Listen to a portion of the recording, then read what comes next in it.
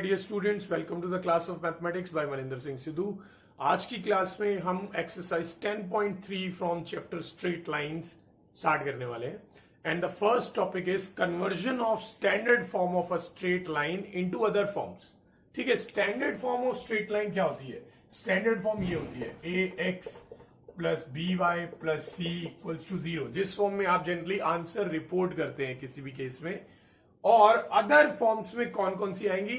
जिस तरह की आपने लास्ट क्लास में, लास्ट एक्सरसाइज में जो आपने वेरियस फॉर्म्स पढ़ी थी, स्लोप इंटरसेप्ट फॉर्म या इंटरसेप्ट फॉर्म या नॉर्मल फॉर्म, उनमें कन्वर्ट करना होगा। तो चलिए, जो फर्स्ट टॉपिक हम ले रहे हैं उसमें हम इसे स्लोप इंटरसेप्ट फॉर्म में कन्वर्ट करेंगे। Now slope intercept form is y is equal to M x plus C. तो हमें स्टैंडर्ड फॉर्म को y is equal to M x plus C की फॉर्म में कन्वर्ट करना है। अब वो कैसे कन्वर्ट करना है? देखिए, बहुत इजी है। हमें अगर इसको ऐसा बनाना है, so the main thing which we can see here is कि y वाली जो टर्म है it is alone on the LHS। ठीक है ना, LHS में सिर्फ और सिर्फ y है और कोई नहीं है। तो यहां पे y वाली टर्म को यहीं पे रख के बाकी की दोनों टर्म्स को अदर साइड पे ले जाएंगे ऐसे। Now here we can see कि y का जो कोफिशिएंट है वो 1 है, जबकि यहां पे y का कोफिशिएंट b है। तो b को डिवाइड में ले जाऊंगा, तो अगर हम b को डिवाइड में ले जाते हैं तो ये ऐसा बन जाएगा। Now this is of the form of slope intercept form. So if we compare with y is equal to M x plus c, we can see that कि जो m है, m की वैल्यू ये है। So that means slope की value minus a by b है। And if you remember, जब आपने स्लोप का कंसेप्ट पढ़ा था तो मैंने 3 फॉर्मूलाज बताए थे स्लोप फाइंड करने के। एक तो था tan थीटा, एक था y2 minus y1 upon x2 minus x1, और एक थर्ड फॉर्मूला भी था जो मैंने बोला था लेटर स्टेजेस में चैप्टर में जाके काम आएगा। तो वो लेटर स्टेज अब आ चुकी है। ये माइनस a बाई बी जो फॉर्मूला उस वक्त आपको बताया था वो इसी से ही बना है। ठीक है, सो दैट मीन्स अगर आपको लाइन की इक्वेशन दे रखी होगी तो आगे से अगर उसकी स्लोप पता लगानी है तो direct minus a upon b कर सकते हो।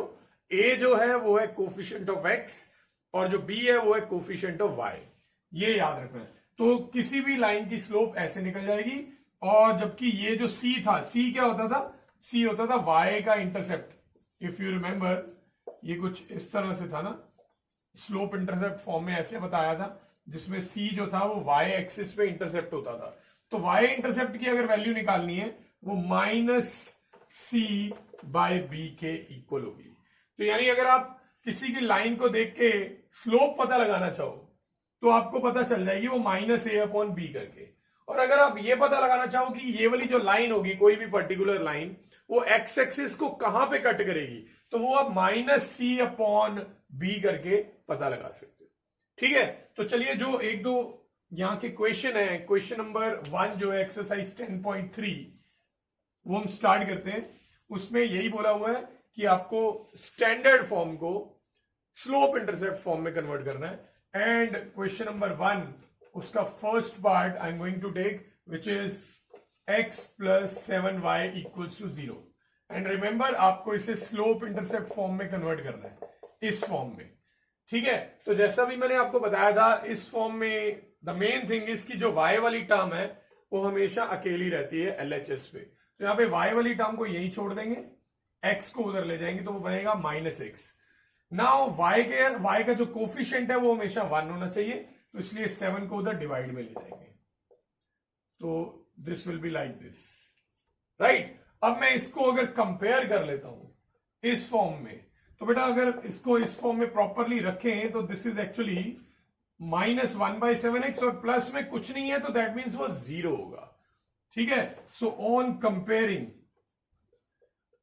Comparing with y is equal to M x plus C, हमें पता चल जाता है कि m की वैल्यू है माइनस 1/7 एंड c की वैल्यू है 0। ठीक है, अगर मुझे ये चीजें पता है तो मैं थोड़ा बहुत रफली अगर मुझे लाइन प्लॉट करनी हो तो प्लॉट कर सकता हूं। मुझे ये पता चल गया है कि इस पे y का जो इंटरसेप्ट है वो 0 है, यानी y एक्सिस को 0 पे कट कर रही है, यानी कि ओरिजिन से पास हो रही है। और इसकी स्लोप नेगेटिव है, अब नेगेटिव स्लोप होती है तो लाइन हमेशा डिक्लाइन होती है, आपको बताया हुआ है। तो लाइन इस टाइप की होगी कुछ। मैं आपको फिर से बता दूं, ये प्लॉट करना जरूरी नहीं है, ठीक है, प्लॉट करने को नहीं बोला गया, बट इन चीजों का आप यूज आगे फ्यूचर में कर सकते हैं। कभी भी आपको लाइन की रफ प्लॉटिंग करनी हो, किसी भी केस में रफ प्लॉटिंग करनी हो, सिर्फ आइडिया चाहिए हो कि लाइन कहां से पास होगी, इन दैट केस आप ये वाली जो नॉलेज होती है it is quite handy in those cases, ठीक है। तो यहां पे हमें पता चल गया कि जो स्लोप है वो -1/7 है और y एक्सिस पे जो इंटरसेप्ट है वो 0 है। ऑलराइट, चलिए अब हम चलते हैं हमारे सेकंड पार्ट पे। So the second part is 6x + 3y -5 = 0। तो दिस इज सेकंड पार्ट। अब इसको भी स्लोप इंटरसेप्ट फॉर्म में कन्वर्ट करना है, तो अगेन y वाली टर्म को यहीं रहने देंगे और बाकी की दोनों टर्म्स उस साइड पे ले जाएंगे। मैं आपको फिर से डेमोन्स्ट्रेट कर दूं, अगर मुझे इस लाइन की स्लोप पता लगानी है तो मैं डायरेक्ट कर सकता हूं -a/b करके, -6/3 तो -2 आ जाएगा। तो ऐसे ही मुझे पता चल रहा है वैसे, ठीक है। तो स्लोप इस लाइन की -2 है और अगर y का इंटरसेप्ट चाहिए तो वो -c/b होता है, तो माइनस और माइनस 5/3 आ जाएगा। तो दैट मीन्स ये लाइन y एक्सिस को 5/3 यानी 1.66 पे कट कर रही है और इसकी स्लोप -2 है यानी नेगेटिव होगी। तो लाइन का थोड़ा सा आइडिया मुझे स्टार्टिंग में ही हो गया है, कुछ यहां से पास हो रही है और नेगेटिव स्लोप है, तो समथिंग लाइक दिस, इस टाइप की लाइन होगी ये। अगेन हमें प्लॉट नहीं करना है, सिर्फ आपकी नॉलेज बढ़ाने के लिए ये चीज बता रहा हूं आपको, ठीक है। तो अब ये 3 जो है डिवाइड में जाएगा, तो ये बन जाएगा -2x + 5/3। अगेन अगर मैं इसे कंपेयर करता हूं तो आप देख सकते हैं कि m की वैल्यू यहां पे चलो लिख देते हैं विद y = mx + c। तो m की वैल्यू -2 है और जो y का इंटरसेप्ट है उसकी वैल्यू 5/3 है, ठीक है। चलिए, तो ये सेकंड पार्ट हो गया। इस क्वेश्चन में देयर आर 3 पार्ट्स। अब थर्ड पार्ट पे हम चल रहे हैं। थर्ड पार्ट है y = 0। अब बेटा ये y = 0, इसमें x वाली टर्म ही नहीं है, तो x वाली अगर टर्म ना हो तो दैट मीन्स x का कोफिशिएंट 0 होगा। तो आप इसको तो डायरेक्टली इस फॉर्म में लिख सकते हो। कैसे? ये लिखोगे 0x + 0, क्योंकि x वाली टर्म भी नहीं है, कांस्टेंट भी नहीं है, तो इसका मतलब दोनों ही टर्म 0 है एक्चुअल में। तो इसको y = 0 को मैंने ऐसे लिख दिया, इस फॉर्म में आ गया। अब मैं इसको डायरेक्ट कंपेयर कर लूंगा on comparing with y = mx + c। What do we get? We get m की वैल्यू 0 है और c की वैल्यू 0 है। अब बेटा स्लोप 0 है। स्लोप किसकी 0 होती है? x एक्सिस की। ये भी आपको फर्स्ट एक्सरसाइज में बताया था। x एक्सिस की स्लोप 0 होती है और x एक्सिस के पैरेलल जितनी भी लाइंस होती है उन सब की स्लोप 0 होती है, ठीक है। तो ये लाइन एक्चुअल में कहां से पास हो रही होगी? एक तो ये y एक्सिस को 0 पे कट कर रही है यानी ओरिजिन से पास हो रही है, और ये स्लोप 0 का मतलब ये x एक्सिस के पैरेलल है। अब बेटा अगर 0 से पास भी हो रही है और x एक्सिस के पैरेलल भी है, ये तो तभी हो सकता है अगर ये हम खुद x एक्सिस की ही बात कर रहे हो। तो एक्चुअल में ये x एक्सिस ही है, और आपको लास्ट एक्सरसाइज में भी बताया था x एक्सिस की इक्वेशन क्या होती है? y = 0। तो ये रहा y = 0। तो बेसिकली लाइन के बारे में हमें पता चल रहा है इससे भी। ऑलराइट, तो ये हमने स्टैंडर्ड फॉर्म को स्लोप इंटरसेप्ट फॉर्म में कन्वर्ट करना सीखा। अब इसके बाद किसी दूसरी फॉर्म में कन्वर्ट करते हैं। Okay, so the next topic, conversion of standard form of a line into intercept form. Standard form, again we know standard form होती है ax + by + c = 0 and intercept form is x/a + y/b = 1, ठीक है। अब इसको इस form में कैसे convert करेंगे? सबसे पहले the thing which we can see different in this cases कि जो कांस्टेंट वाली टर्म है वो RHS में होनी चाहिए, ठीक है। तो पहले तो मैं C को उस साइड ले जाऊंगा, यानी जो भी कांस्टेंट टर्म होगी उसे अदर साइड पे ले जाएंगे, लाइक दिस, ठीक है। नाउ वी कैन सी कि इंटरसेप्ट फॉर्म में कभी भी आरएचएस में 1 के अलावा और कुछ नहीं होता, इंटरसेप्ट फॉर्म में सामने 1 ही होता है। तो यहां पे मुझे 1 बनाना है, ठीक है। अगर मुझे यहां 1 बनाना है तो इसी से ही पूरी इक्वेशन को डिवाइड कर देता हूं, यानी कि -c से डिवाइड कर देता हूं। So dividing the equation by -c, तो -c से डिवाइड करेंगे, ये बनेगा ax by -c, by by -c, और -c को -c से डिवाइड करेंगे तो 1। तो क्या अब ये इस फॉर्म में आ गया? ऑलमोस्ट आ गया, बट वी कैन सी इसके ऊपर x हमेशा अकेला होता है न्यूमरेटर में और नीचे कांस्टेंट होता है। यहां पे x के साथ a लगा हुआ है, तो a को हम कैसे रिमूव करें? हम a को c के डिनोमिनेटर में ले जा सकते हैं, लाइक दिस, ऐसे लिख देंगे। और सेम केस में यहां पे b को लिख देंगे सिमिलरली, ये आ गया। तो अब क्या ये इस फॉर्म में बन चुका है? यस।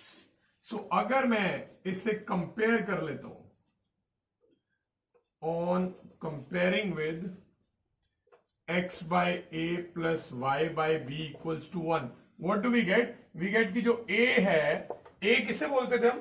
किसी भी लाइन में जो x एक्सिस का इंटरसेप्ट होता था उसे a और y एक्सिस के इंटरसेप्ट को b, ठीक है। तो जो a है x एक्सिस का इंटरसेप्ट वो है -c बाय a, और जो b है यानी कि y एक्सिस का इंटरसेप्ट वो है -c बाय b, ठीक है। तो इस तरह से हम किसी भी स्टैंडर्ड फॉर्म को इंटरसेप्ट फॉर्म में कन्वर्ट कर पाएंगे। तो चलिए अब हम क्वेश्चन नंबर 2 कर लेते हैं, एक्सरसाइज 10.3 का, जिसमें बोला गया है कि जो गिवन इक्वेशंस है उन्हें इंटरसेप्ट फॉर्म में कन्वर्ट करो और एक्स एक्सिस और वाई एक्सिस पे जो इंटरसेप्ट बन रहा है उसकी वैल्यू बताएं, ठीक है। सो क्वेश्चन नंबर 2 का first part I am going to take, which is 3x plus 2y minus 12 equals to 0, right. Now हमें इसे कन्वर्ट करना है इंटरसेप्ट फॉर्म, यानी x by a plus y by b equals to 1। तो सबसे पहले constant term will go to other side, तो ये 12 बन जाएगा। नाउ मुझे यहां पे 1 बनाना है, राइट। इंटरसेप्ट फॉर्म में यहां पे 1 होता है, तो उसके लिए मैं क्या करूंगा, पूरी इक्वेशन को 12 से डिवाइड कर देंगे, पूरी इक्वेशन को 12 से डिवाइड कर देंगे। तो 3x बाय 12, 2y बाय 12, और ये 12 बाय 12 तो 1 हो जाएगा। अब ये 3 को अगर मैं 12 के नीचे लेके जाता हूं तो 12/3 करके 4 आ जाएगा। 2 को अगर मैं 12 के नीचे लेके जाता हूं तो 12/2 करके 6 आ जाएगा। तो ये बन गया बेटा। अब मैं अगर इसे कंपेयर कर दूं, on comparing with x by a plus y by b equals to 1, तो a की वैल्यू 4 है, b की वैल्यू 6 है। बेटा अगर मुझे पर्सनली बता रहा हूं, अगर मुझे कभी भी किसी लाइन को प्लॉट करना हो ना रफली, जल्दी से, कि वो लाइन कहां कहां से पास हो रही है, तो मुझे यही मेथड बेस्ट लगता है। अगर मैं माइंड में ये जो हम चीज कर रहे हैं, ये सब आप आगे प्रैक्टिस करने के बाद ये माइंड में कर पाएंगे। तो मुझे अगर पता लगाना हो लाइन कहां से पास हो रही है तो बहुत आसान है। देखो ये एक्स एक्सिस का इंटरसेप्ट 4 है, तो यानी 1 2 3 4 यहां से पास हो रही है, और वाई एक्सिस में 6 है, 1 2 3 4 5 6 यहां से पास हो रही है, तो ये रही लाइन। तो इसमें तो एग्जैक्ट पोजीशन भी पता चल जाती है, ठीक है। स्लोप इंटरसेप्ट फॉर्म में आपको स्लोप का थोड़ा आइडिया नहीं रहता कि कितनी टिल्ट करनी है लाइन, बट यहां पे तो एग्जैक्ट पता चल जाता है एक्स एक्सिस को कहां कट कर रही है लाइन और वाई एक्सिस को कहां कट कर रही है। तो ये सबसे बेस्ट वे होता है अगर आपको जल्दी से लाइन की प्लॉटिंग करनी हो। मैं ये आपको क्यों सिखा रहा हूं, क्योंकि आगे 12th क्लास में ये काम आएगा आपके।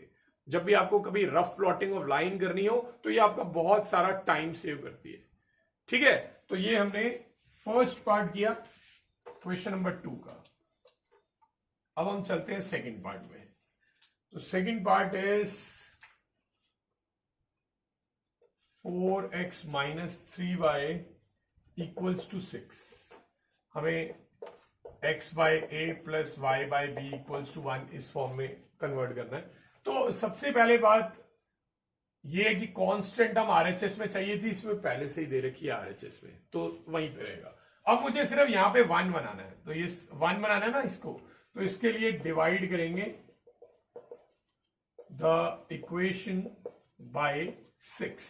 तो 6 से डिवाइड करेंगे तो 4x bye 6 minus 3y bye 6, और 6/6 करेंगे तो 1 आ जाएगा। अब मैं इस 4 को 6 के नीचे लेके आऊंगा तो ये 6/4 हो जाएगा। 6/4 पूरा तो नहीं कटेंगे, तो ये 3/2 आ जाएगा। 4 को अगर नीचे लेके जाऊंगा तो 3/2, और अगर मैं इस 3 को 6 के नीचे लेके जाऊंगा तो 6/3 तो 2 आ जाएगा। तो क्या अब ये इस फॉर्म में आ चुकी है? ऑलमोस्ट आ चुकी है, बट इस फॉर्म में हमेशा बीच में प्लस का ही साइन होता है, माइनस का कभी नहीं होता। अब यहां पे माइनस आया हुआ है, ये कहां लेके जाऊं? इस माइनस को मैं कांस्टेंट के पास ले जाऊंगा, तो इसे प्लस बना देंगे और माइनस का साइन यहां चला जाएगा। ऐसे अगर कभी यहां पे माइनस का साइन हो तो इस माइनस को भी यहां पे ले जाना, तो ये बन गया। अब मैं इसे अगर कंपेयर करता हूं उसके साथ, तो उससे a की वैल्यू आती है 3/2, b की वैल्यू आती है -2। तो दैट मीन्स अगर मुझे ये लाइन की रफ प्लॉटिंग करनी हो तो ये x एक्सिस को 3/2 पे कट कर रही है, ये 1 होता है, ये 2, 3/2 बिल्कुल बीच में होगा, और y एक्सिस को -2 पे कट कर रही है यहां से, तो लाइन इस तरह से होगी। तो ये लाइन की एक रफ प्लॉटिंग फटाफट से मिल जाती है हमें, ठीक है। चलिए नेक्स्ट पार्ट पे चलते हैं।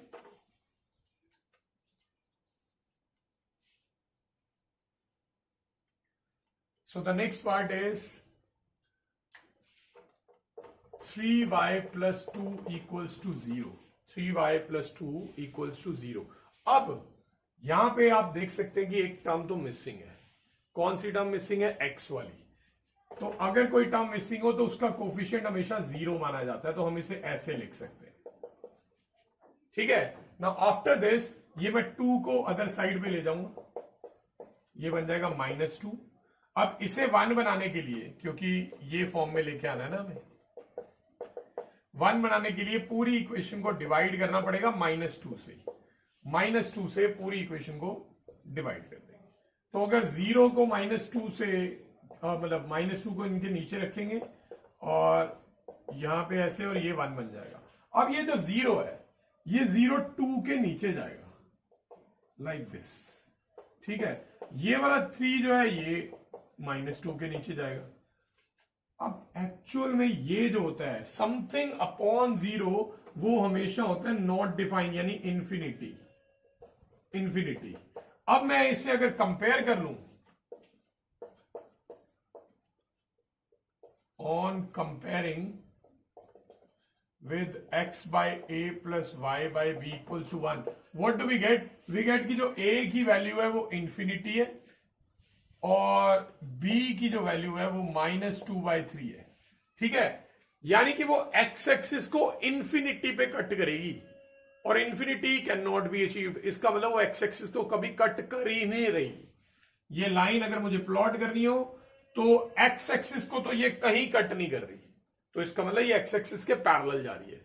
और y एक्सिस को कहां पे कट कर रही है? -2/3। ये अगर 1 है, ये अगर 2 है, -2/3 will be somewhere here, sorry minus है तो ये नीचे आएगा, यहां -2/3 विल बी समवेयर हेयर, और ये लाइन जो है x एक्सिस के पैरेलल है, तो ऐसे जाएगी, ठीक है। तो इस तरह से थोड़ी सी रफ प्लॉटिंग इसकी होगी।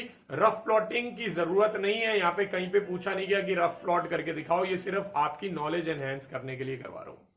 चलिए अब हम नेक्स्ट क्वेश्चन पे चलते हैं। ओके, सो नेक्स्ट टॉपिक में हम क्या करने वाले हैं? स्टैंडर्ड फॉर्म को नॉर्मल फॉर्म में कन्वर्ट करेंगे। ये सबसे ट्रिकी और सबसे इंपॉर्टेंट कन्वर्जन है। स्टैंडर्ड फॉर्म आप जानते हैं ax + by + c = 0, और नॉर्मल फॉर्म होती है x cos omega + y sin omega = p। तो इस फॉर्म में कन्वर्ट करना है। अब ये कैसे कन्वर्ट करेंगे आइए देखते हैं। सबसे पहले तो कांस्टेंट टर्म जो है वो RHS पे चाहिए होगी, तो इस C को आप उधर ले जाएंगे ना। इसके बाद याद रखिए ये जो RHS में P लिखा हुआ है, ये P क्या है? ये P है perpendicular distance from origin, right. Perpendicular distance from origin होता था ना ये नॉर्मल में। अब डिस्टेंस तो कभी नेगेटिव नहीं होता ना, तो इन केस आप जब कांस्टेंट टर्म इधर लेके जाएं और उसका साइन नेगेटिव हो जाए, तो वो नेगेटिव साइन नहीं रखना, उस टर्म को पॉजिटिव बनाना होगा, क्योंकि ये सामने वाली जो टर्म है ये बाद में डिस्टेंस बन जाएगी, तो डिस्टेंस कभी नेगेटिव नहीं होता। तो अगर यहां पे माइनस का साइन आया, जैसे कि यहां पे आया हुआ है, तो आप इस माइनस के साइन को LHS में ट्रांसफर कर देना। तो ये माइनस का साइन अगर इधर ले आऊंगा तो दोनों टर्म्स जो है वो नेगेटिव हो जाएंगी। ठीक है, या फिर कह लो कि पूरी इक्वेशन के साइन चेंज कर दिए, या पूरी इक्वेशन को -1 से मल्टीप्लाई कर दिया या डिवाइड कर दिया। ठीक है, अब इतना करने के बाद ये वाली टर्म तो बाद में P बन जाएगी, राइट, परपेंडिकुलर डिस्टेंस। बट ये जो दो टर्म है इनको कॉस और साइन में कैसे लेके आएंगे? अब इसके लिए आपको एक बहुत ही ट्रिकी वाला स्टेप बता रहा हूं जो कि सबसे इंपॉर्टेंट है इस टाइप के क्वेश्चन में। आपको डिवाइड करना होगा, dividing the equation bye √a² plus b²। ठीक है, ये क्यों करना होगा वो मैं आपको बता देता हूं। क्योंकि ये जो a और b वाली टर्म्स होंगी ये जरूरी नहीं है कि कॉस और साइन के टेबल में एग्जैक्ट आती होंगी। ठीक है, ये जरूरी नहीं है कॉस और साइन के टेबल में आती होंगी। हमें उन्हें किसी ऐसी फॉर्म में बनाना होगा जिससे वो 100% कॉस और साइन के टेबल में हो। अब जैसे साइन के टेबल में क्या क्या होता है, 0 होता है, हाफ होता है, 1/√2 होता है, √3/2 होता है, या 1 होता है। और कॉस के टेबल में भी यही होते हैं, बस एंगल्स जो है वो कॉम्प्लीमेंट्री एंगल्स का रिलेशन होता है। तो यही वाली सारी वैल्यूज आपको दे रखी होंगी हर बार, ये जरूरी नहीं है। तो उनको उन फॉर्म्स में कन्वर्ट करने के लिए, इन कांस्टेंट्स को ऐसी फॉर्म में कन्वर्ट करने के लिए जिससे कि वो साइन और कॉस के टेबल में प्रेजेंट हो, उसके लिए हम ये वाला स्टेप करेंगे, √a² प्लस b²। ठीक है, तो ये ऐसा करने पे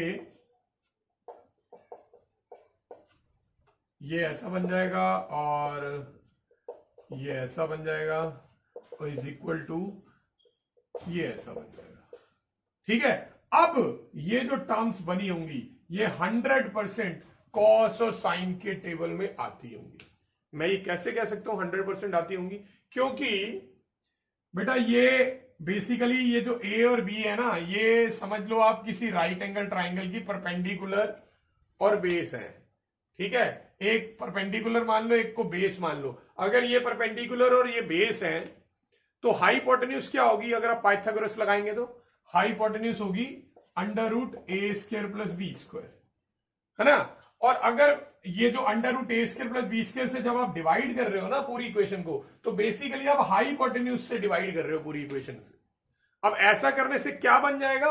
एक टर्म बन जाएगी आपकी परपेंडिकुलर बाय हाइपोटेन्यूज, एक बन जाएगी बेस बाय हाइपोटेन्यूज। देखो ये ए बी जिधर मर्जी हो सकते हैं, वो तो मैंने सिर्फ आपको आइडिया के लिए बताया। तो बेसिकली हाइपोटेन्यूज जब डिवाइड में आ जाता है ना, तो वो सिर्फ साइन और कॉस के केस में ही होता है।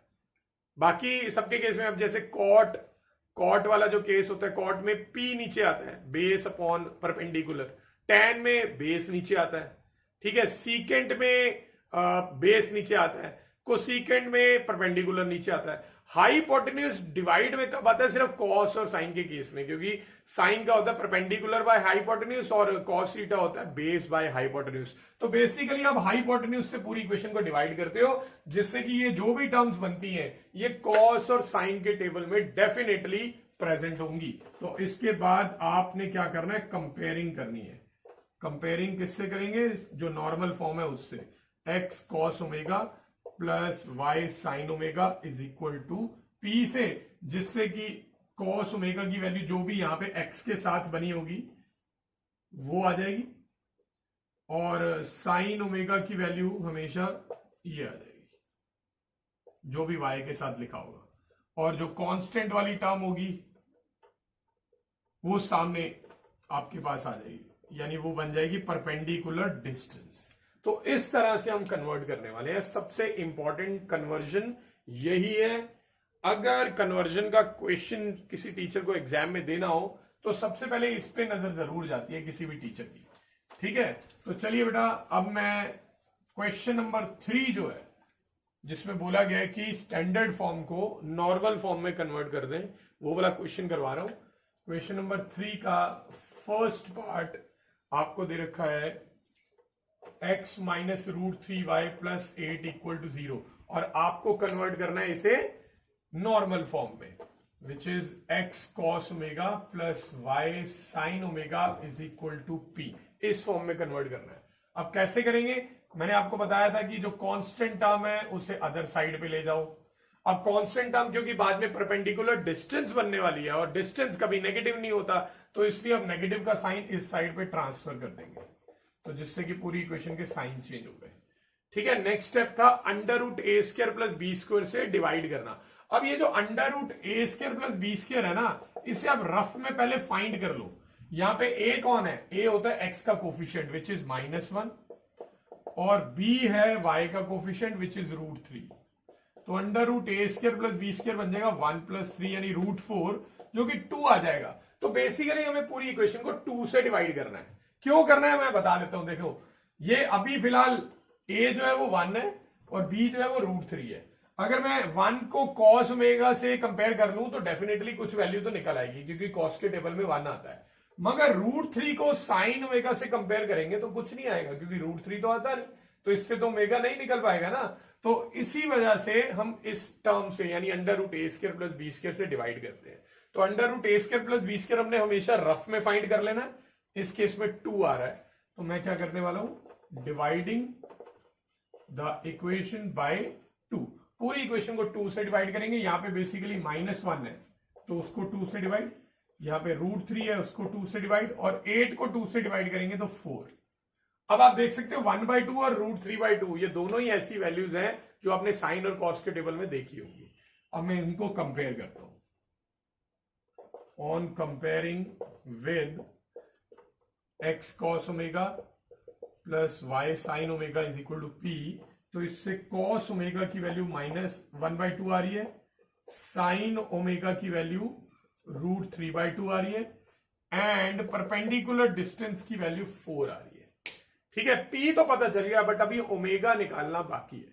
अब ओमेगा इन दोनों में से किसी एक से निकाल लेंगे। वो हमने ट्रिग्नोमेट्री चैप्टर में ऑलरेडी सीखा हुआ है कि एंगल कैसे निकाला जाता है, वो प्रिंसिपल वैल्यू वगैरह आपने निकाली सीखी थी। ठीक है, बट पहले हमें क्वाड्रेंट का पता लगाना पड़ेगा। वो कैसे पता लगाएंगे? कॉस ओमेगा की वैल्यू नेगेटिव है, साइन ओमेगा की पॉजिटिव है। Since cos omega is negative and sine omega is positive. अब ऐसा कौन से क्वाड्रेंट में होता है कि साइन पॉजिटिव हो और कॉस नेगेटिव हो? ऐसा होता है सेकेंड क्वाड्रेंट में। तो this implies omega lies in second quadrant. अब सेकेंड क्वाड्रेंट हमें पता चल गया ना। अब आप क्वाड्रेंट के अकॉर्डिंग किसी भी एक से, चाहे कॉस ओमेगा से चाहे साइन ओमेगा से, ओमेगा की वैल्यू फाइंड कर लो। अब दोनों की जरूरत नहीं है, दोनों की जरूरत थी सिर्फ क्वाड्रेंट पता लगाने के लिए। अब किसी एक से वैल्यू निकाल लेते हैं। So if we consider cos omega is equal to -12, तो बेटा कॉस के टेबल में हाफ कब आता है? कॉस के टेबल में हाफ आता है 60 डिग्री पे। ठीक है, अब कॉस नेगेटिव कौन कौन से क्वाड्रेंट में होता है? सेकंड और थर्ड। और यहां पे हमें पता चल चुका है कि क्वाड्रेंट सेकंड है। तो बेटा अगर क्वाड्रेंट सेकंड है तो हम सेकंड क्वाड्रेंट के एंगल को 180 - थीटा लिखते हैं। आपने ये ऑलरेडी किया हुआ है। तो जिससे कि कॉस ओमेगा की वैल्यू आ जाएगी कॉस 120, तो ओमेगा आ गया 120 डिग्री और P हम ऑलरेडी जानते हैं 5 कितना वो था 4 unit. So therefore normal form is x cos 120 degree plus y sin 120 degree is equal to 4। अब इसकी हेल्प से तो मैं कभी भी लाइन प्लॉट नहीं करता हूं क्योंकि पहले इसको कन्वर्ट करने का मेथड ही लंबा है, तो फिर क्विकली आप प्लॉट कैसे करोगे। बट अगर आपके सामने कभी नॉर्मल फॉर्म दे रखी हो तो उसकी हेल्प से अगर आपको पता लगाना हो कि लाइन कहां से पास होगी तो उसका भी तरीका होता है। वो क्या तरीका है मैं बता देता हूं।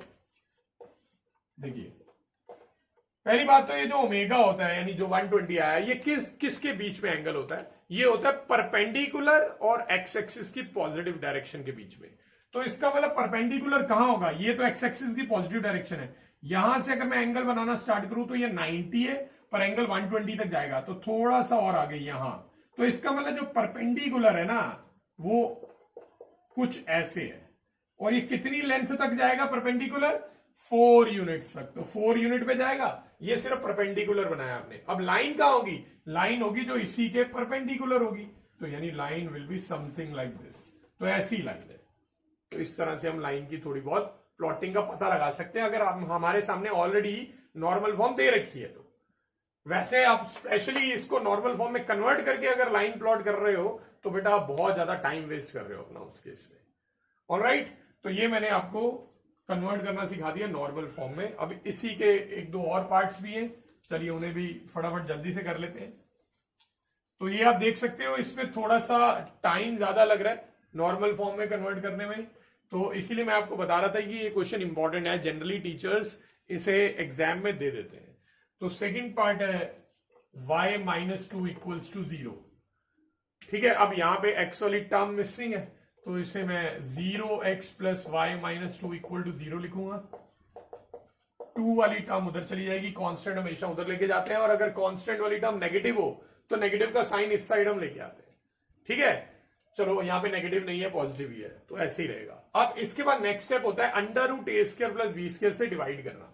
तो अंडर रूट ए स्क्वायर प्लस बी स्क्वायर, इस केस में यहां पे a 0 है, b 1 है, तो अगर आप 0 स्क्वायर प्लस 1 स्क्वायर से डिवाइड करते हो तो 1 नहीं आता है।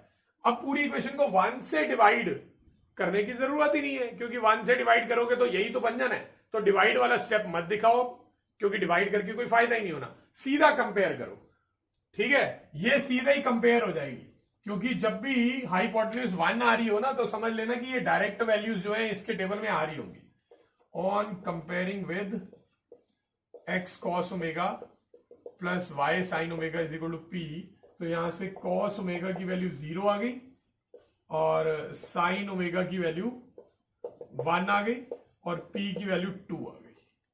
ठीक है, अब cos और sin में दोनों पॉजिटिव है, since both cos omega and sin omega are positive, तो इसका मतलब ये हुआ कि omega lies in first quadrant, तो क्वाड्रेंट 1 है। अब किसी भी एक से वैल्यू निकाल लेते हैं।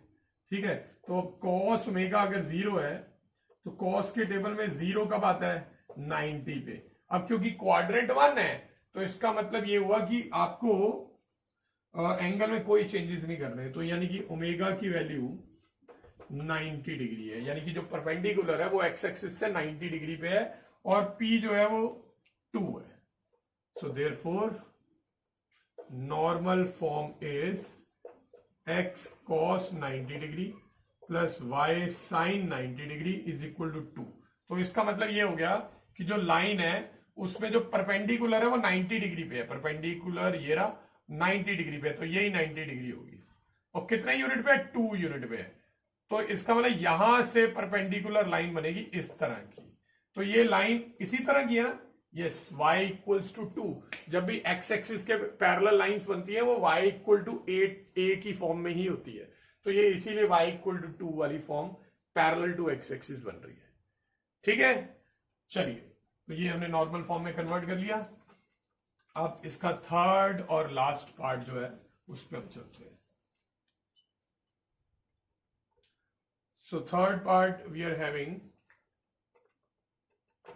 x minus y is equal to 4, और इसको हमें नॉर्मल फॉर्म में कन्वर्ट करना है, which is x cos omega plus y sin omega is equal to p। तो बेटा p वाली टर्म जो है कांस्टेंट ऑलरेडी उधर है और वो पॉजिटिव ही है।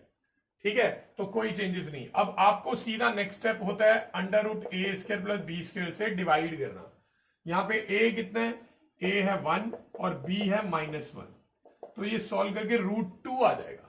तो divide the equation bye √2, dividing the equation bye √2, तो ये बन जाएगा x के साथ 1 है तो 1/√2, 1/√2 और 4/√2।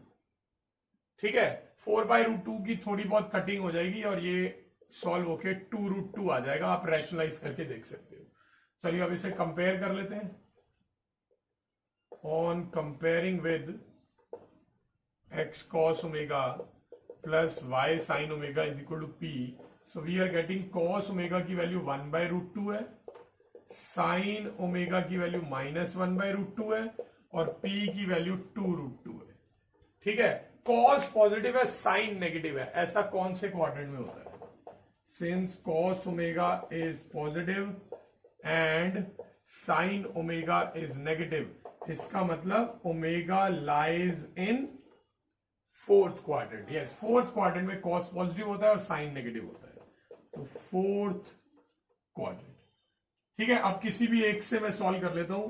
cos ओमेगा की वैल्यू 1/√2 है, कॉस के टेबल में 1/√2 आता है 45 पे। अब क्योंकि क्वाड्रेंट 4 है तो फोर्थ क्वाड्रेंट के एंगल को हम किस तरह से कंपेयर करेंगे, किस तरह से कन्वर्ट करेंगे, 360 माइनस थीटा लिख के। तो 360 माइनस थीटा, इस 45 को मैंने 360 माइनस 45 लिख लिया क्योंकि फोर्थ क्वाड्रेंट था। ठीक है, ये आपने ऑलरेडी ट्रिग्नोमेट्री में किया हुआ है ये सब, तो मैं इसीलिए डायरेक्ट करा रहा हूं। तो ये 315, तो यहां से ओमेगा की वैल्यू 315 आ गई और पी की वैल्यू जो है वो 2√2 आ गई। So therefore the normal form is x cos 315 plus y sin 315 is equal to 2√2। अगर मुझे इसको देख के लाइन की प्लॉटिंग करनी हो तो मैं कैसे करूंगा, एक्स एक्सिस की पॉजिटिव डायरेक्शन के साथ 315 का एंगल, बेटा यहां से एंगल बनाना स्टार्ट हो, ये 90 होगा, ये 180 होगा, ये 270 होगा, और 270 में 45 तक ऐड करोगे तो यहां पे आएगा परपेंडिकुलर। ये हमारा एंगल बना है 315। तो यानी जो लाइन है वो उसका परपेंडिकुलर जो है वो फोर्थ क्वाड्रेंट में है, परपेंडिकुलर। ठीक है, और ये कितनी लेंथ तक जाएगी, ये जाएगी 2√2 लेंथ तक। अब 2√2 कितना होता है, ये 3.5 के करीब आएगा। ठीक है, सो इसके बाद यहां से परपेंडिकुलर लाइन बनेगी लाइक दिस, तो ये लाइन इस तरह की होगी। ऑलराइट, आई होप आप सब लोगों को नॉर्मल फॉर्म में कन्वर्ट करना समझ आ गया होगा। चलिए अब नेक्स्ट टॉपिक पे चलते हैं। ओके, सो नेक्स्ट टॉपिक है distance of a point from a line. देखिए, आपने अभी तक डिस्टेंस फॉर्मूला पढ़ रखा है जो आपने 10th क्लास में सीखा था फर्स्ट टाइम, जिसमें आप दो पॉइंट्स के बीच में डिस्टेंस निकालते थे, राइट? एक पॉइंट और दूसरे पॉइंट के बीच का शॉर्टेस्ट डिस्टेंस या फिर डिस्टेंस, जिसका फॉर्मूला आपने पढ़ा हुआ है स्क्वायर रूट के अंदर x2 minus x1 whole square plus y2 minus y1 whole square. ठीक है, यहां पे अब हम एक और डिस्टेंस फॉर्मूला पढ़ने वाले हैं। ये आपको पॉइंट और लाइन के बीच में जब डिस्टेंस फाइंड करना होगा तब हेल्प करेगा। तो अगर लाइन की इक्वेशन आपको मालूम हो, ax plus B Y plus c equal to 0 standard form, और एक पॉइंट के कोऑर्डिनेट्स मालूम हो, तो आप इस पॉइंट और इस लाइन के बीच का शॉर्टेस्ट डिस्टेंस निकाल सकते हैं। शॉर्टेस्ट यानी परपेंडिकुलर डिस्टेंस। ये ऑब्वियसली आप परपेंडिकुलर डिस्टेंस ही निकालते हो जब भी डिस्टेंस निकालने की बात होती है। आप कभी भी ये डिस्टेंस तो नहीं निकालेंगे ना, पॉइंट और लाइन का ऐसे स्लांटेड डिस्टेंस, वो नहीं।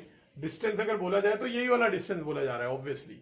और ये डिस्टेंस निकालने का फॉर्मूला क्या है, ये जो लाइन की इक्वेशन है ना, A X plus B Y plus C, इसमें एक्स और वाई की प्लेस पे आप ये कोऑर्डिनेट्स डाल देना। एक्स और वाई की प्लेस पे ये कोऑर्डिनेट्स डाल देना जो भी गिवन होंगे। तो यहां ax1 by1 मैं लिख रहा हूं, कोऑर्डिनेट डाल देना, और पूरे के नीचे आ जाएगा √a² plus b²।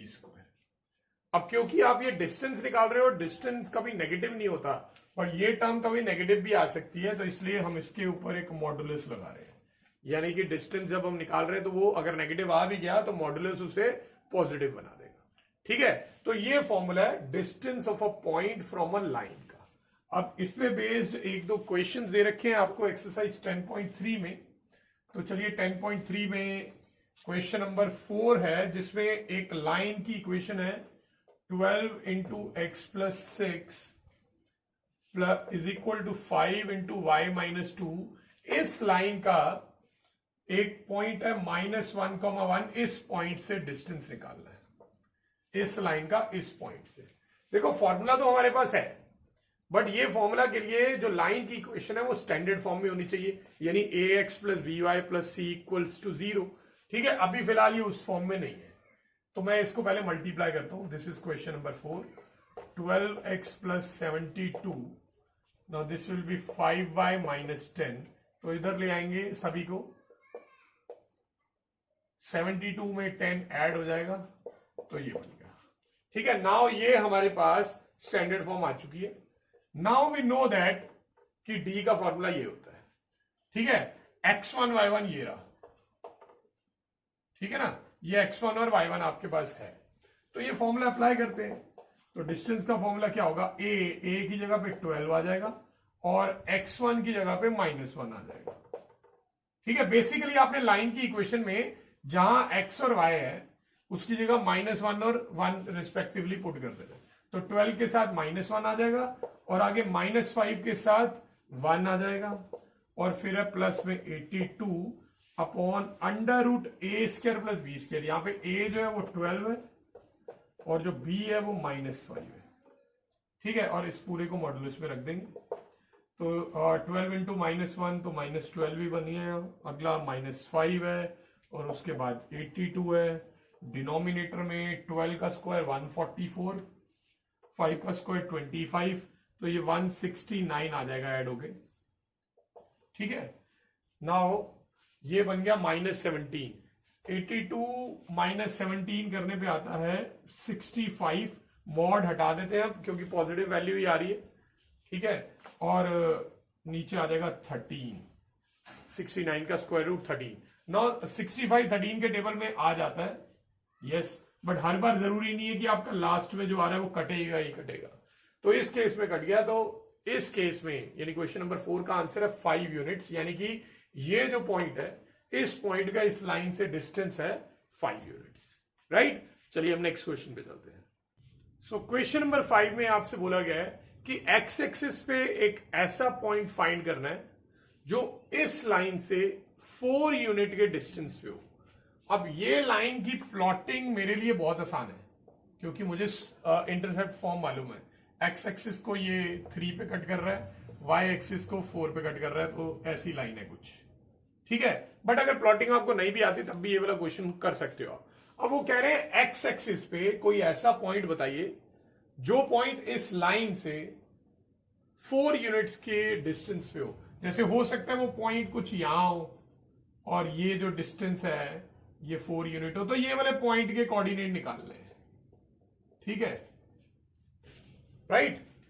Late the required point on x axis be. अब आपको याद होगा कि एक्स एक्सिस पे कोई भी जो पॉइंट होता है वो इस फॉर्म में होता है h,0 h,0, क्योंकि उसका y एक्सिस हमेशा 0 होता है। मैं x,0 इसलिए नहीं लिख रहा क्योंकि x ऑलरेडी इक्वेशन में है। ठीक है, तो ये h,0 है। ऑलराइट, अब ये h,0 का इस लाइन से जो डिस्टेंस है वो 4 यूनिट दे रखा है हमें क्वेश्चन में। ठीक है, जिससे मुझे इस पॉइंट के कोऑर्डिनेट निकालने हैं, यानी h की वैल्यू निकालनी है क्योंकि y का कोऑर्डिनेट तो हमें मालूम ही है 0 ही है। अब पहले हमें ना इस लाइन की इक्वेशन को स्टैंडर्ड फॉर्म में करना होगा। x/3 plus y/4 equals to 1। Standard form में इसलिए कर रहा हूं क्योंकि वो फॉर्मूला अप्लाई करेंगे ना अभी। तो एलसीएम लेंगे 12 आ जाएगा, ये बनेगा 4x plus 3y equals to 1, यानी 4x प्लस 3y उधर जाएगा 12 और 12 को इस साइड ले आएंगे तो -12 बन जाएगा। ये आ गई स्टैंडर्ड फॉर्म। ठीक है, अब हमें निकालना है, हमें डिस्टेंस का फॉर्मूला तो मालूम ही है। डिस्टेंस का फॉर्मूला होता है ax1 plus by1 plus c upon √a² plus b²। अब ये जो डिस्टेंस है, ये डिस्टेंस की वैल्यू हमें 4 दे रखी है और ये जो इक्वेशन है, इक्वेशन में xy की जगह पे मैं ये वाले कोऑर्डिनेट्स पुट कर दूंगा x1 y1। ठीक है, तो ये बन जाएगा 4h प्लस 3y, y की जगह 0 आ गया, -12 अपॉन √a² प्लस b²। बेटा a जो है वो 4 है, b जो है वो 3 है। मोड पूरे पे लगा लो चाहे सिर्फ ऊपर वाले पे लगा लो, कहीं पे भी लगा लो। सिर्फ ऊपर लगा लो तब भी चलेगा क्योंकि नीचे तो स्क्वायर रूट है, स्क्वायर रूट में से नेगेटिव टर्म तो बाहर आएगी नहीं कभी। ठीक है, चलिए आगे सॉल्व करते हैं। 4 is equal to modulus of 4h, ये तो 0 बन गया, -12 और नीचे क्या आ जाएगा, 4 का स्क्वायर 16 होता है, 16 प्लस 9 25 और 25 का रूट हम जानते हैं 5 बनता है। क्रॉस मल्टीप्लाई करेंगे तो मॉडुलस ऑफ 4h -12 की वैल्यू 20 आई।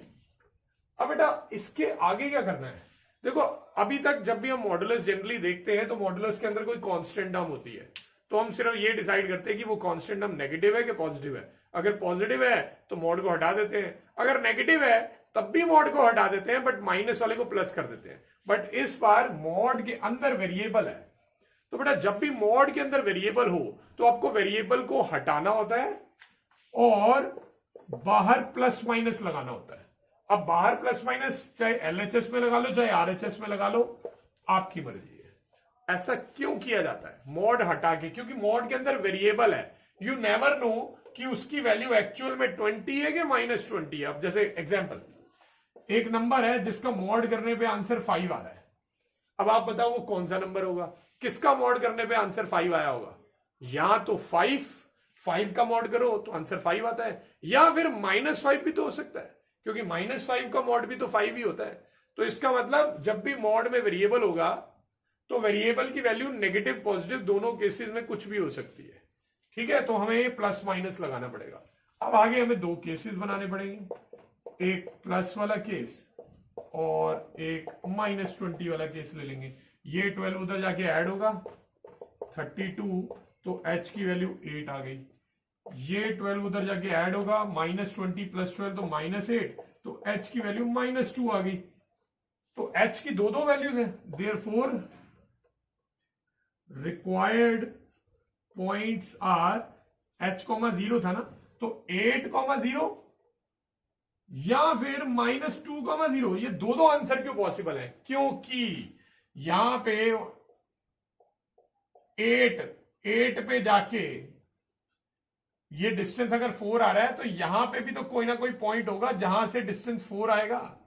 तो 4 डिस्टेंस इधर से भी आ सकता है और इधर से भी आ सकता है, तो इसलिए इसके दो आंसर पॉसिबल है। तो एक आंसर आ रहा है -2, 0 पे, एक आ रहा है 8, 0 पे। आई होप बेटा सभी को ये क्लियर हो गया होगा। चलिए नेक्स्ट क्वेश्चन पे चलते हैं। तो बेटा इस चैप्टर में आपने बहुत सारे न्यू फॉर्मूलाज, बहुत सारी न्यू फॉर्म्स पढ़ी। ये जो है लास्ट फॉर्मूला इस चैप्टर का। इसके बाद इस चैप्टर में और कोई न्यू फॉर्मूला यूज नहीं होगा। जितने फॉर्मूले अभी तक हम पढ़ चुके हैं उन्हीं की हेल्प से बाकी का चैप्टर हम फिनिश करेंगे। ठीक है, तो ये है distance between two parallel lines. अभी जस्ट पहले इस एक क्वेश्चन पहले, दो क्वेश्चन पहले हमने distance between a point and a line सीखा था। ठीक है, पॉइंट और लाइन के बीच में डिस्टेंस कैसे निकालते हैं। अब ये जो फॉर्मूला मैं बता रहा हूं, ये दो लाइंस के बीच में डिस्टेंस कैसे निकालते हैं उसके लिए। बेटा याद रखिए, दो लाइंस के बीच में अगर हमें डिस्टेंस निकालना है तो वो दोनों लाइन पैरेलल होनी चाहिए, तभी डिस्टेंस निकाल पाओगे। अगर इंटरसेक्टिंग लाइंस हैं तो उनका तो डिस्टेंस हर जगह चेंज होगा, यहां पे अलग होगा, यहां पे अलग होगा, यहां पे अलग होगा, यहां पे अलग होगा, एक जगह 0 भी हो जाएगा। तो ऐसे केस में हमें डिस्टेंस निकालने को नहीं बोला जाएगा। तो जब भी डिस्टेंस निकालने वाला क्वेश्चन आएगा उसमें लाइंस पैरेलल ही होंगी, अगर दो लाइंस के बीच में डिस्टेंस निकालना है। और दो लाइंस पैरेलल जब भी होती हैं तो याद रखिए उनका जो A और B है वो सेम होता है, सिर्फ C डिफरेंट होता है। अब A और B सेम क्यों होता है? क्योंकि आपने पढ़ रखा है कि पैरेलल लाइंस की स्लोप इक्वल होती है, राइट? और स्लोप का लाइन की इक्वेशन को देख के फॉर्मूला क्या होता है? -a/b। ठीक है, इसी वीडियो में आपको बताया गया था। तो -a/b, तो -a/b और इसका भी -a/b, दोनों की स्लोप तभी तो इक्वल आएगी अगर दोनों का a और b सेम होगा, या फिर प्रोपोर्शनल भी हो सकता है। वो वाला केस भी मैं आपको करके दिखाऊंगा। सो एनीवेज, जब भी दो लाइंस पैरेलल दे रखी होंगी तो आप इन दोनों के बीच में डिस्टेंस निकाल सकते हो।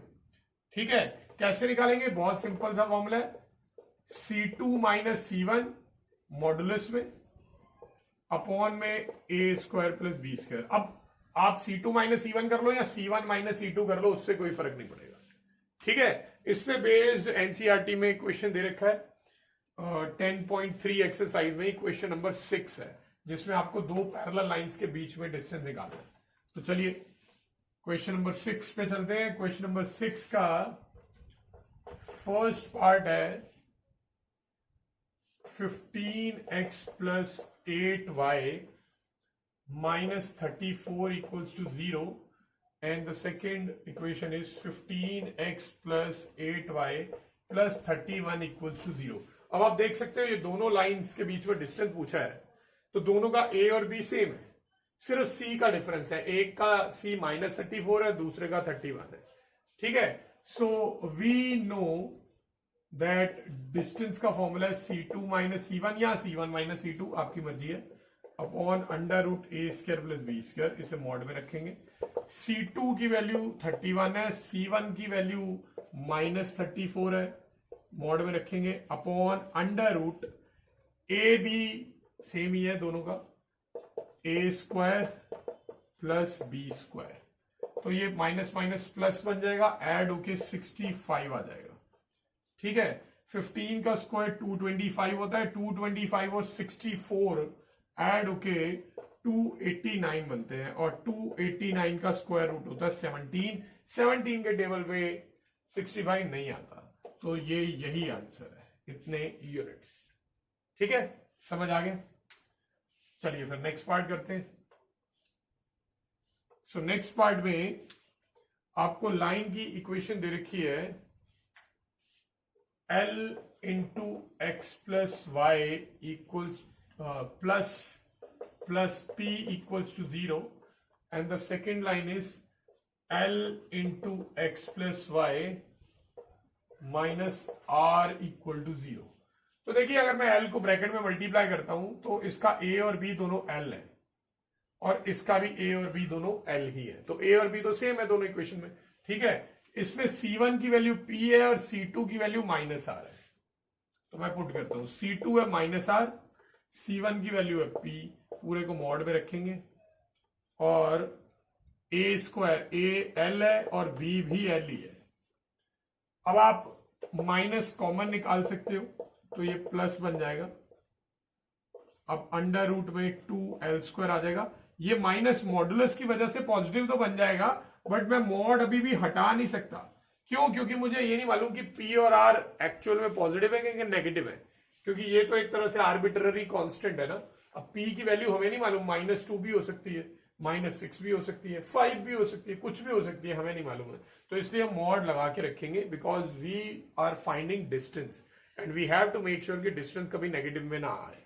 ओके, यहां पे √2 के साथ L, तो ये इतने यूनिट्स, 2 रूट से बाहर नहीं आएगा मगर L रूट से बाहर आ गया, तो ये आंसर आ गया। तो यही 2 पार्ट्स हैं जो एनसीईआरटी में क्वेश्चन में गिवन है। एक थर्ड पार्ट जो बुक में तो नहीं है, मैं अपनी तरफ से करवा देता हूं। एक ऐसा क्वेश्चन जिसके इसमें दोनों का A और B सेम नहीं होगा। फॉर एग्जाम्पल, एक इक्वेशन है 2x plus 3y plus 6 equal to 0, and the second one is 4x plus 6y plus 9 equals to 0। अब ये 2 इक्वेशन आपको दे रखी है। अब बेटा, ये दोनों इक्वेशन में A और B सेम नहीं है, बट A और B सेम बन सकते हैं दोनों में से किसी भी एक इक्वेशन को सूटेबल नंबर से मल्टीप्लाई या डिवाइड करके। वो आप देख लो किस इक्वेशन में आप मल्टीप्लाई या डिवाइड करना चाहते हो। या तो आप इस इक्वेशन को 2 से मल्टीप्लाई कर दो, तो इसका A और B इसके इक्वल आ जाएगा, या फिर इस इक्वेशन को 2 से डिवाइड कर दो, राइट। बट अगर मैं यहां पे 2 से डिवाइड करूंगा तो ये जो 9 है ये फ्रैक्शनल बन जाएगा, 9/2। तो मैं I don't want to deal in fractions, although कोई ज्यादा प्रॉब्लम नहीं आने वाली है, तो इसलिए मैं इसको 2 से मल्टीप्लाई कर देता हूं। ठीक है, ये फर्स्ट इक्वेशन है, ये सेकेंड इक्वेशन है। फर्स्ट वाली को मल्टीप्लाई बाय 2 कर दूंगा,